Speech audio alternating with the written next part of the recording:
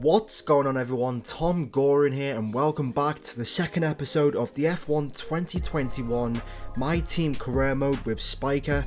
Today we are getting ready for the Spanish Grand Prix episode 2 of season 1 of the F1 2021 My Team Career Mode. Before we get this started guys, please hit the like button and subscribe as well for more F1 2021 content. We've just passed 500 subscribers and hopefully we can get past 600 subscribers once again. So yeah, today we're coming off I wouldn't say a difficult Bahrain Grand Prix, but a very telling Bahrain Grand Prix.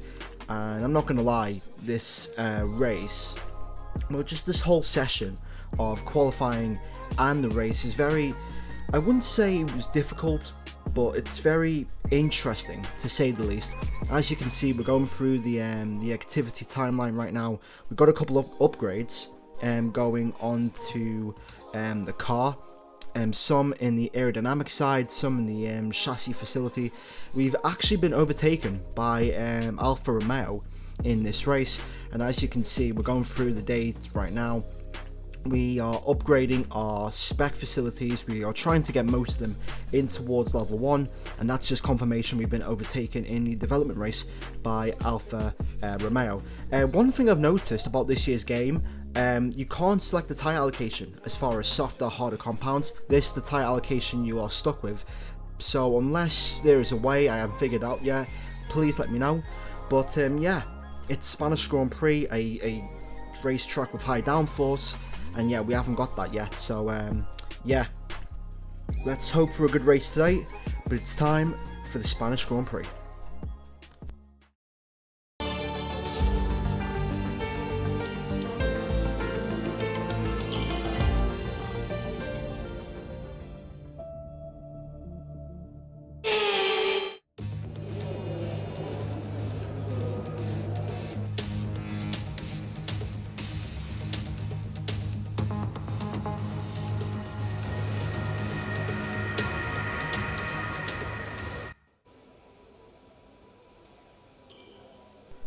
Okay, so it's time to go into qualifying for this Spanish Grand Prix. Now, the one thing I was bothered by, I'm not going to lie, is the setup as far as how the car feels. This car, I don't know what it is about this car. I don't know if it's just this spec car or if it's, you know, just driving the game in general, but the rear of the car just feels so loose. Obviously, the floor regulations, you know, have, you know, changed as far as how much downforce you put on the car and all those different types of things. But yeah, just the rear end, I was struggling a lot with the rear end, and I can't lie, the curbs in this game are really annoying, mainly around this track. I don't know if other tracks are just as bad as this track right now, but they're just as bad. As you can see, turn 2, I didn't even touch turn 2 because that's just, you know, a spin curb of death as you're heading towards 3 and turn 4. Now this is my first lap of qualifying. I'm quite annoyed at the AI as well. For some reason I'm a second off the pace even though I'm on 106 difficulty. Now I don't really know if that's because I'm genuinely slow at this game or I'm just not running the right setup. That curb as well, that's really annoying. The back end again, you know, losing the back end once again. But I don't know if it's just the AI being so overpowered in short qualifying, or I just don't completely understand setups, or I'm just not used to this game properly. But yeah, as you can see, we've got someone behind us right now on their lap. That corner as well is a nightmare. That bump's still in the game, by the way. I thought they removed that for 2020, but we move. Entering sector 3, the car feels just so understeery at this point, going wide in that chicane. The two apexes, those curbs in the final chicane, they're a nightmare as well, and that inside curb as well. It's just like most curbs are just really annoying. Anyway, coming through the final chicane on our final lap, as you can see, we're 4 temps up, not 5 temps up as we exit the final corner. Is this going to be a lap that's good enough to get us out of the bottom 20 or the bottom 5? As we cross the line now, actually they don't even give us the positions anymore as far as where we are. We have to wait until the full quality is up. Lewis Hamilton takes pole again. As far as where are we? Once again, we're dead last. And the gap between us and our teammate is, yeah, it's quite annoying. We're starting dead last.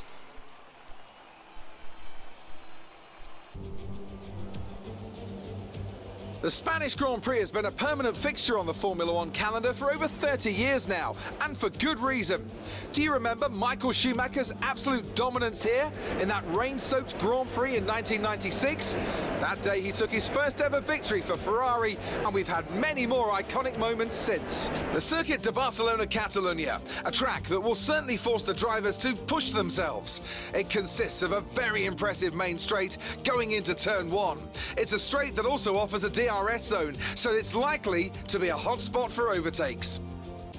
Before we begin, let's take a quick look at the grid lineup for today's race. Lewis Hamilton lines up on pole position, and Valtteri Bottas will line up alongside. Considering the rest of the grid, we have Verstappen, Perez, Daniel Ricciardo and Norris, Leclerc, Sainz, Vettel and Fernando Alonso, Stroll, Tsunoda, Esteban Ocon and Raikkonen, Giovinazzi, Mick Schumacher, George Russell and Louis Delatraz, Latifi, Mazepin, Thomas and Pierre Gasly picks up the final grid slot today. And with lights out just moments away, it's time to go down to the track.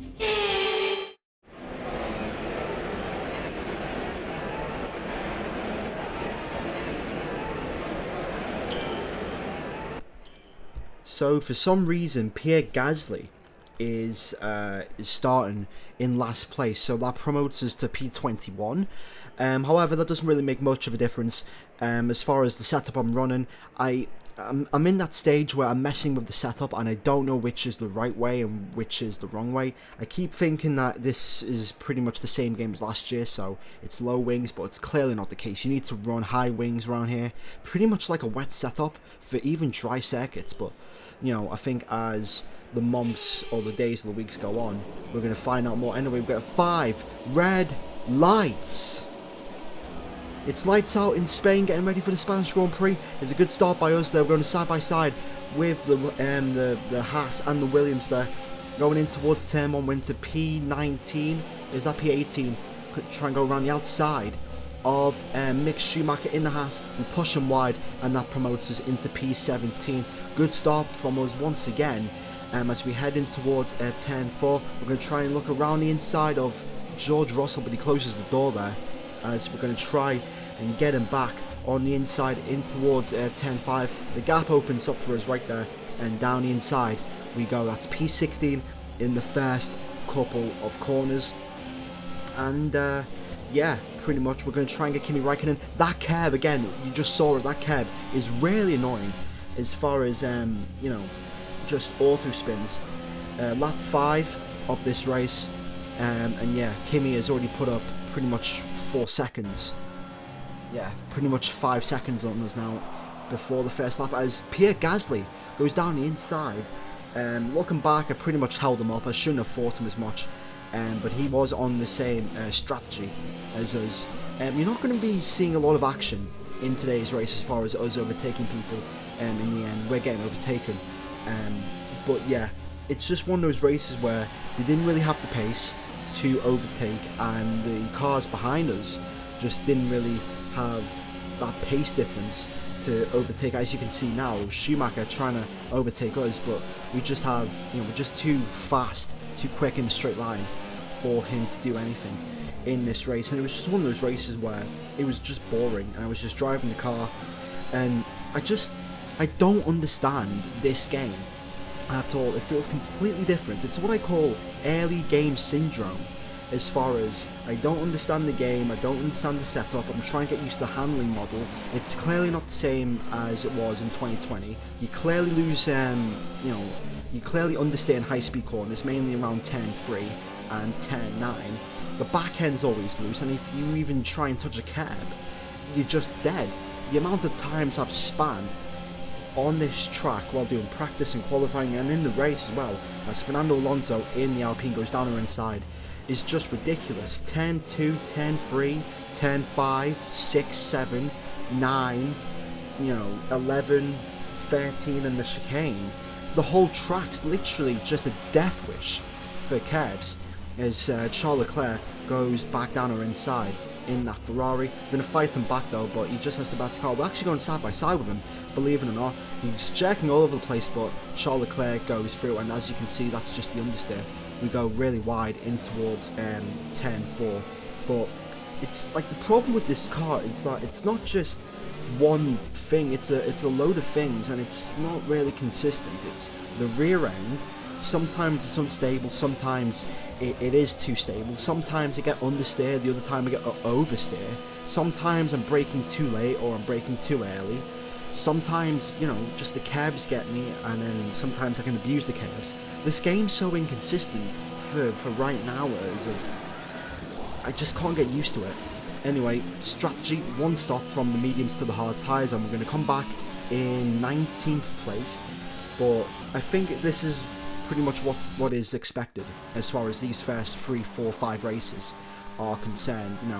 I think we're not going to be scoring points for the first 3 or 4 races, but Baku's next, so we could score points in Baku. But this is what I wanted. This is supposed to be the hardest career mode I've ever done. We're not going to be scoring points in the first 2 or 3 races. As you can see, there is Delatraz, our teammate. We're going to go around the outside of our teammate. Lovely move there. The undercut kind of worked. Even though we were scheduled to stop pretty much on the lap that we did, but Schumacher is ahead, and Schumacher did get the overcut on us. What I'm going to do for the next race in Baku is I'm going to go with full qualifying, just to see, as Pierre Gasly goes around the outside.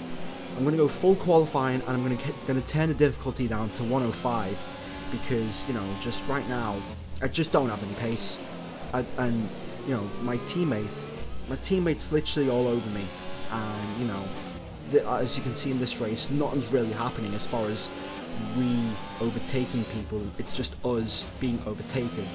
And as you can see, lap 19 just going very wide indeed. Just the curbs, very inconsistent. The braking as well, locking up 10-5 was a very notorious corner. As you can see here, this lap 21, we're on board with Lance Stroll in the replay. Lance Stroll is in the lead of the Spanish Grand Prix.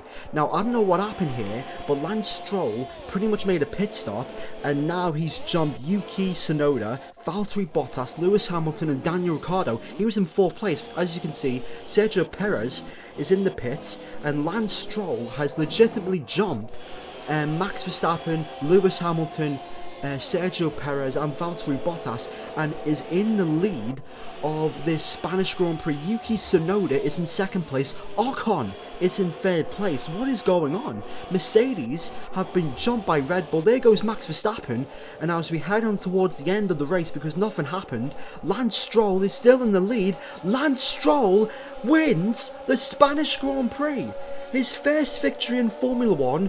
Aston Martin's first victory since 1960 plus. Lance Stroll wins, but as I say that, pretty much there's action all around the place. We're going to dart around the outside of our teammate. What a move that was. I don't know why I didn't catch that in the replays. I probably will in the when I'm doing the thumbnail. But that was an incredible overtake. Latifi tried to go on our inside. Delatraz went on our pretty much went on our outside, and then we just darted. That's one of the best moves of this career mode series so far. But anyway, it's P17. And an incredible win for Aston Martin. A brilliant performance. Anthony Davidson, how do you think they were able to set themselves apart today? I think we'll chalk this one up to a deft touch on the brake pedal. That's allowed them to challenge down the inside into the braking zones, and ultimately, if you do that often enough, you end up winning the race. It was great to watch as well though, wasn't it? Forget strategy, forget tyre management. Who doesn't love a good old-fashioned scrap? I can see them on their way out to the podium now. Aston Martin are really making waves in this sport, and what a special race it was to see them earn the top spot. Lance Stroll becomes the first Canadian since Jacques Villeneuve in 1997 to win a Formula 1 race. I think I am correct in that statement, but if I'm not, by somehow let me know. But yeah, what a podium that is. Lance Stroll, Yuki Tsunoda gets his first podium, and Max Verstappen as well. What a mad podium that was. But for our race, you know, it's just one of those races where it's frustrating because nothing happened, no overtakes happened, no safety car, and I've even put it on to increase now, but even with no safety car, we're going to have to probably do this the hard way as far as pace is concerned. I'm going to have to get down with the setup and get used to, you know, this new handling model. It's going to be a matter of time, you know, before I get properly used to it, and then that way I can, you know, extract the pace. Mick Schumacher does finish ahead of us, both Ferraris do as well, but yeah, Lando Norris, Daniel Ricciardo, Ocon, Kimi, I think Kimi scored in the points in today's race. I'm just looking at Lance Stroll's lap times as far as when he pitted and stuff, but we're right back in the menu, and I think we've got a event department. The personnel department has requested your input on this one. So we've got a event department. As far as what it is, something's broke, and our second driver, Louis Delatraz, is either going to think about going to the gym or not doing this thing at all. If we don't let him go, he's going to improve his awareness, but if he does go, he's going to improve his focus. The department wants me to pass on their thanks for helping out. We're going to improve his awareness, that way his racecraft is much better, and hopefully his race pace can improve on that.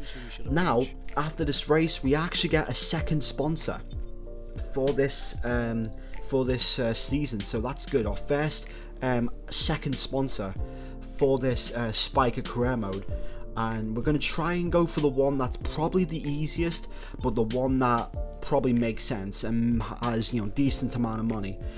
We could go for loop, you know, score what is it, 10 laps, but we could go for salve, which is pretty much beat your rival in a race, and that's what we go for. Salve is our first secondary sponsor, and we have another durability department event. I don't know what this is, but yeah, these things, you know, keep on occurring very regularly. So yeah, we have a durability department event, and it looks like there is a software for our engineers to use, but at this time we couldn't really agree because we didn't have the money.